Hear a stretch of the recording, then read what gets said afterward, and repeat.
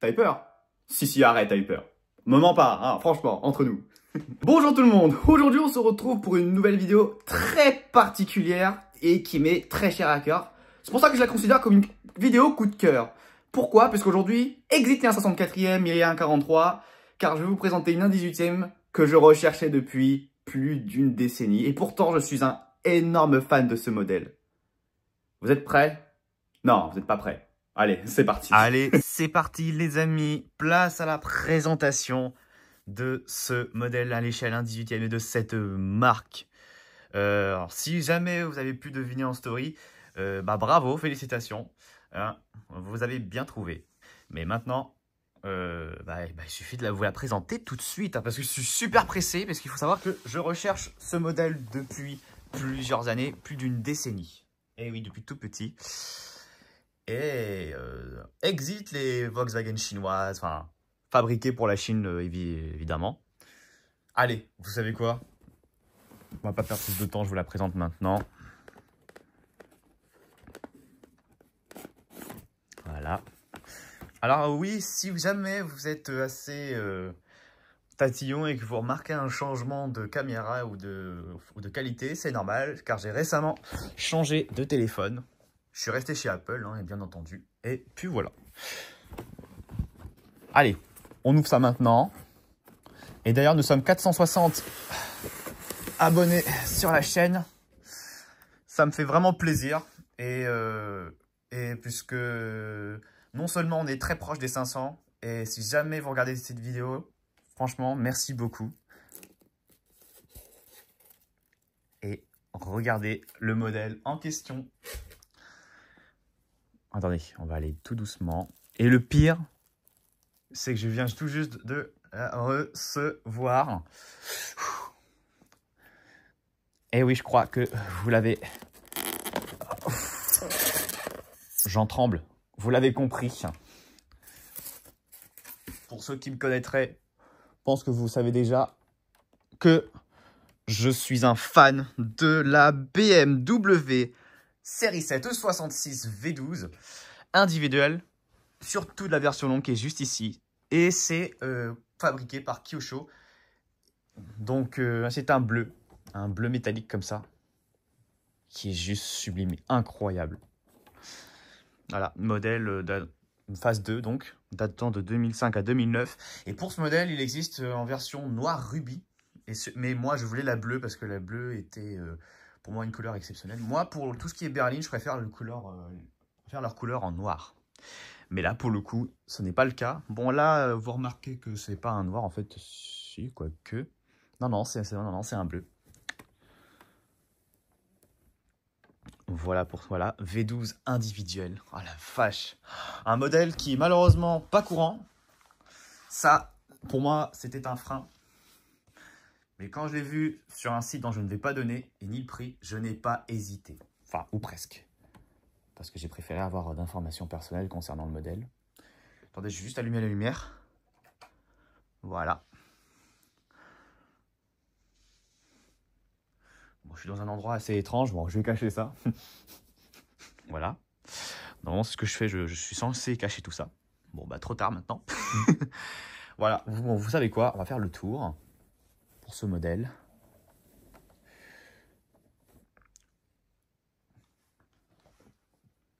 Je vais ouvrir les portes. Ouvrons les portes, c'est parti. On va regarder. Non, vous savez quoi? On va essayer d'ouvrir le capot. Ça prendra le temps qu'il faudra pour cette vidéo.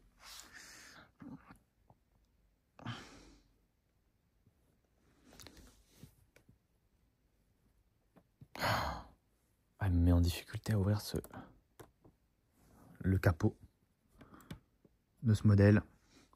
Je peux pas l'ouvrir en grand. Ah, j'ai eu peur. Regardez le moteur. Bon, après, évidemment, il ne s'agit que d'un moteur V12. Facelift, enfin phase 2. BMW Individual. Voilà, vous avez vu un peu le moteur qui est juste bien reproduit. Après, un feu rapporté, évidemment. Ça, Je n'ai pas besoin de le préciser. On regarde l'arrière maintenant. On remarque l'arrière aussi. Je vais essayer d'ouvrir par contre, parce que c'est pas simple. Alors, il faut savoir que j'avais déjà présenté il y a quelques années sur la même chaîne, mais sous le nom de Dark Vador 13 ou DV13. La BMW Hydrogen 7 de chez Kyosho. Si jamais vous ne l'avez pas vu, n'hésitez pas à aller la voir. Et je l'avais acheté. Et là, ça, par contre, je peux vous dire où je l'avais acheté. Je l'avais acheté à la Fnac sur le site de la Fnac pour 120 €, ce qui valait le coup à l'époque. Voilà, malgré le fait que ça soit peu courant. Je vais essayer de l'ouvrir. Oh la vache! Ah, il faut forcer, hein! Regardez l'intérieur, c'est du velours. Dommage parce que je peux pas activer le flash de mon téléphone. Une ligne qui lui va aussi bien qu'extérieurement. Mais aussi un...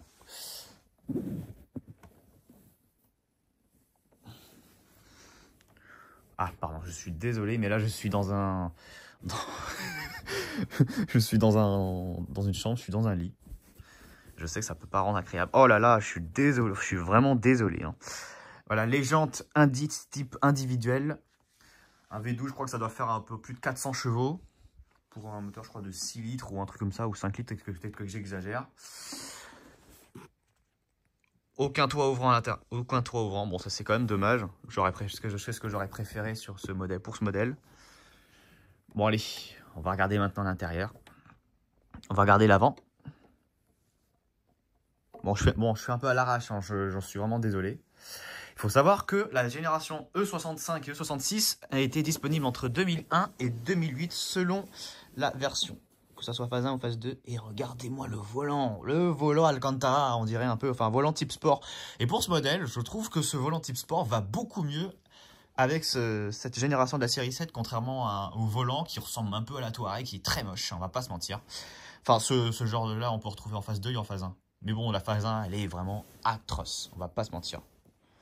Malheureusement, les V12 ne courent pas dans les rues pour ce modèle.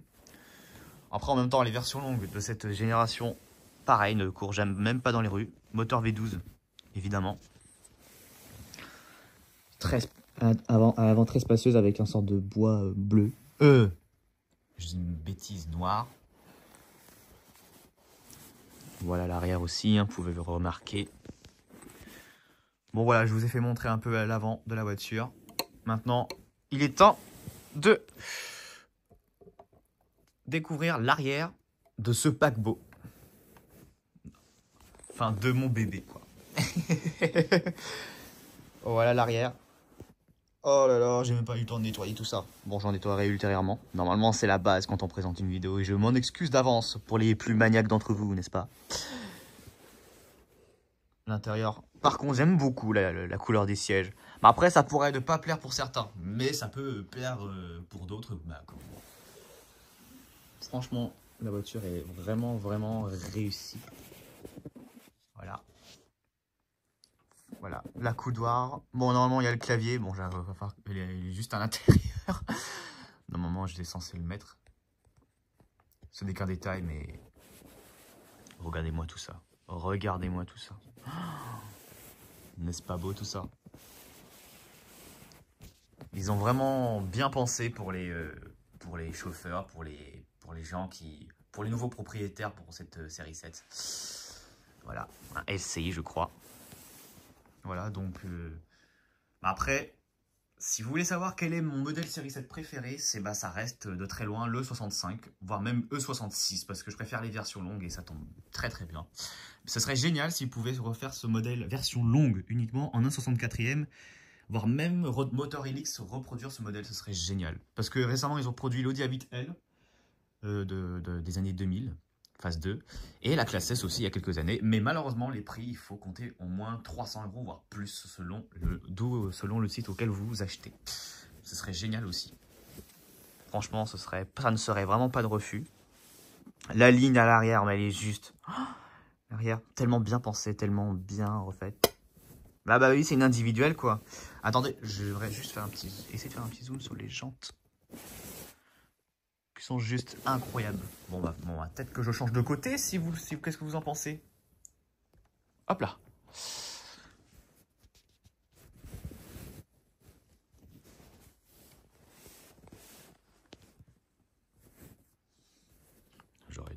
Ah là là, zut, j'aurais dû allumer mon flash. Mais bon. Déjà pour ce que c'est... C'est déjà super. Attendez, j'ouvre pour vous.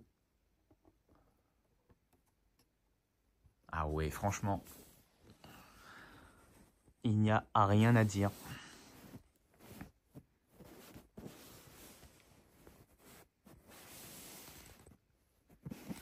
Ah bah oui, c'est spacieux, c'est très spacieux. 5,17 m de long, si je ne dis pas de bêtises, pour la version longue, et plus de 5 mètres 3 ou un truc comme ça, ou 5,5 m pour la version normale. La version normale, elle peut être très bien, hein, mais malheureusement, moi, j'ai toujours préféré les voitures à grand espace.